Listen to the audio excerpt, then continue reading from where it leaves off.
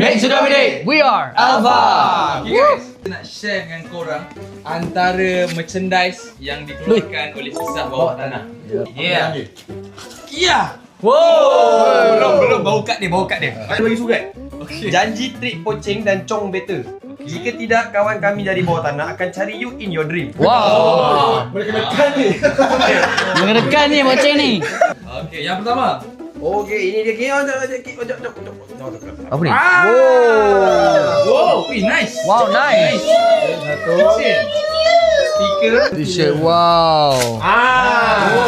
Ui, Wow. ada. Wow. Mustahil salah saiz. Besar saiz boleh ni. Dia orang kata printed macam graphic design lah. Dia macam ada grafik, bukan grafik design. Apa yang kat dinding? Bukan grafik design. Graffiti. Okay, so kita ada item. Ada 2 item kat sini. Ini kan poaching plushie. Okay, yang kedua pula La Poaching. Ada apa kosong? Wow. Tak tunjuk. Okay. Kita ambil sikit-sikit. La poceng. Poaching. Wow. La poceng. Guys, ada stiker 2 lagi kat sini. Kedua. Macam banyaknya. Oh.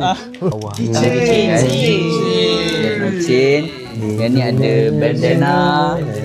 Buka ke? Kena buka ke? Buka. Sebab ni dia dah buat. Oh, baik tu. Banana. Kisah bawah. Bukan Lawa banana. guys. Band dia dah. Pun apa?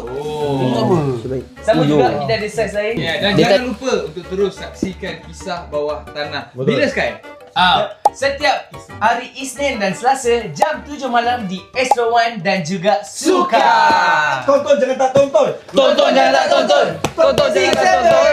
Sejak pelbagai hantu Asia demi mencari tujuan hidup. Apa benda korang nak buat ni? Kisah Bawah Tanah hanya dengan Astro One. Senang nak stream sehingga 4 peranti.